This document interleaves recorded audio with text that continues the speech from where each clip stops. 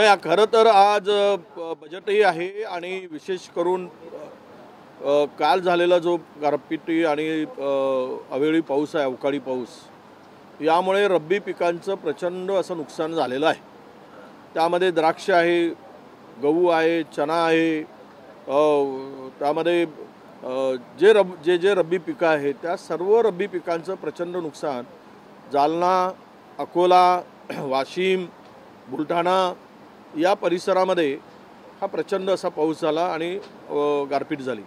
तर शासनाने मागचेही पैसे घोषणा केलेले अजूनही शेतकऱ्याच्या खात्यात जमा झालेले नाहीत आणि हा नव्यानं संकट आल्यामुळं खरं तर बजेटचा फोकस आम्हाला अपेक्षित आहे की शेतकऱ्यांना भरपूर मदत करणारा असावा। या सगळ्या संकटामध्ये शेतकऱ्याच्या पाठीमागं सरकार आणि राज्य उभं राहावं ही सगळ्यांची अपेक्षा आहे।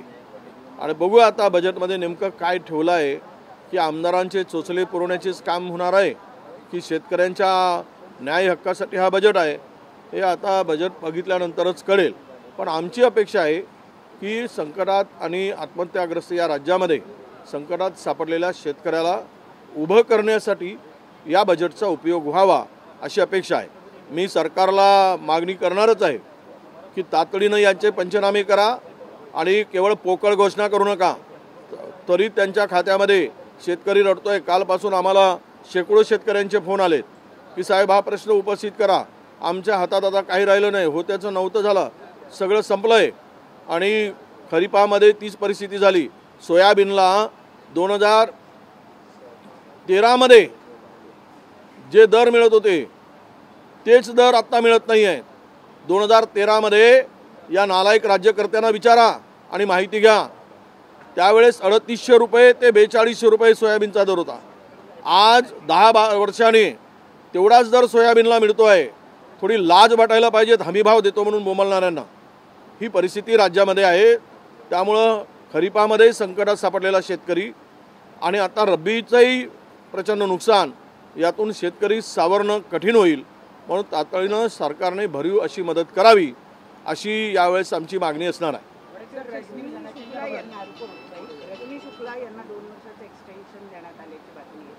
आता मला माहीत नाही, माहिती घेतो आणि मग या संदर्भात बोलतो।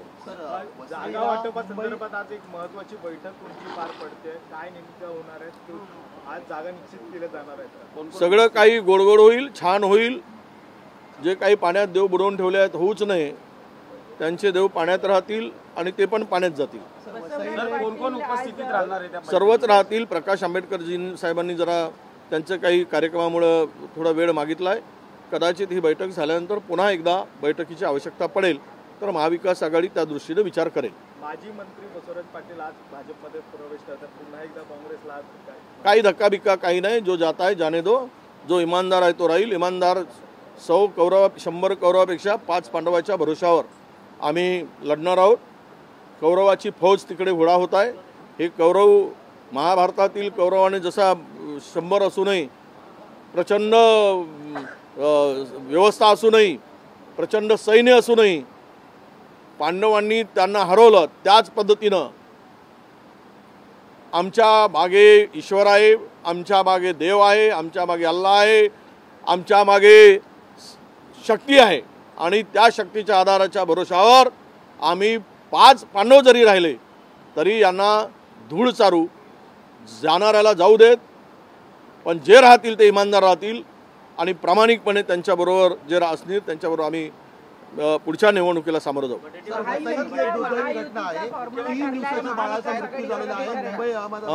मुंबई अहमदाबाद हायवेचं काम चालू आहे। वसईमध्ये सातत्याने कोंडी होते, ॲम्ब्युलन्स अडकलेली होती अर्धा तासाहून अधिक वेळ। 3 दिवसाची जुळं बाळाला घेऊन चाललेली होते, एका बाळाचा मृत्यू झालेला आहे, दुसरा बाळही सिरियस आहे। काय सांगाल एकंदरीत प्रशासनातील या नावाचा परिणाम होतो? काय आहे, प्रशासनाला काय सांगून उपयोग आहे?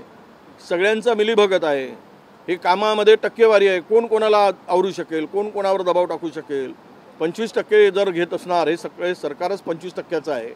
या 25% सरकारवर कंट्रोल कोणाचा राहणार आहे? कंत्राटदार जर 25% देत असेल शासनाला आणि प्रशासनाला तर यांच्यावर कोण अंकुश ठेवणार? त्यामुळं लोकांचा जीव महत्त्वाचा नाही आहे, यांची टक्केवारी महत्त्वाची आहे। हे या सगळ्या कामातून दिसते. सर आझाद मैदानात गेले 6 दिवस कंत्राटी कर्मचारी मुंबईत आज होईल महाविकास आघाडीचं जागा वाटप फायनल. महायुतीचं तर झालंय. महायुतीचं कुठं झालंय अजून? बिजत गोंगळा आहे, तो म्हणते 18, तो म्हणते 12, कधी वासिल्यांचे 13, हे आता कळेल. त्याच्यातूनच आपसात भांडणं आहेत. आमच्यामध्ये कुठलंही नाही, एकदम स्मूथली शांतपणे निवांतपणे आम्ही सगळं चाललो आहोत आणि आमचं सगळं काम व्यवस्थित होईल. आणि मुख्यमंत्री आता कोणाचा करेक्ट कार्यक्रम करतात माहीत नाही, पण आम्ही महायुतीचा मात्र करेक्ट कार्यक्रम करू. सर नवी मुंबईतील कंत्राटी कर्मचारी गेले 6 दिवस इथे आंदोलन करत बसलेले आहेत. त्यांनी अशी खंत व्यक्त केली की सरकारमधील कोणीच नाही, मात्र विरोधी पक्ष देखील आम्हाला कोणी भेटायला लागले. समान काम समान वेतनासाठी असं आहे. 6 दिवस झाले अशा वर्कर जाऊन सरकारमधला कोणी 1.25 महिना होऊन होत नाही. आता आमच्याकडे कोणी अजून आलेले नाहीत, पण आम्ही भेटायला जाऊ. ते आता त्यांचा रोग सगळ्याला माहीत आहे, त्यामुळं ते कोणाचा करेक्ट कार्यक्रम करतील आता आम्ही हाऊसमध्ये विचारू त्यांना.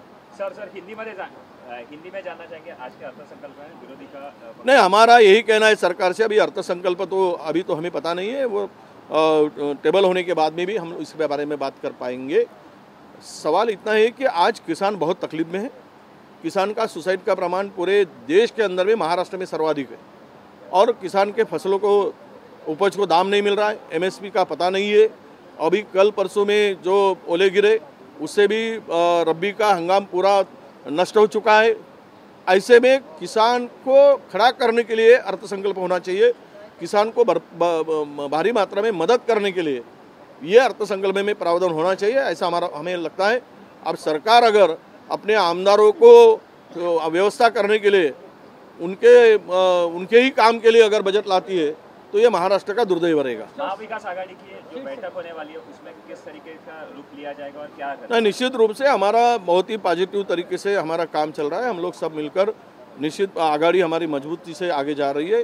शीट शेयरिंग का काम कल आज बैठक है, इसके बाद भी हो सकता है. प्रकाश जी आम्बेडकर साहब ने कहा था कि हमें थोड़ा सा कार्यक्रम होने से आगे हो सकता है उनके साथ में फिर से कोई बैठक करने का हमारी पार्टी सोचेंगे. कांग्रेस किस तरह से देखती है इस पूरे, यहाँ पर कितने लोकसभा सीट लड़ना चाह रही है और क्या है इसका पूरे महाराष्ट्र में?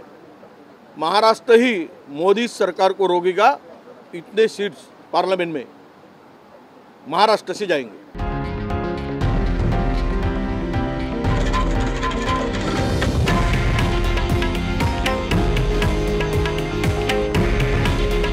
हे आहे देशातील नंबर 1 न्यूज नेटवर्क आणि आपण पाहत आहात TV9 मराठी. काळजी तुमची, हित महाराष्ट्राचं.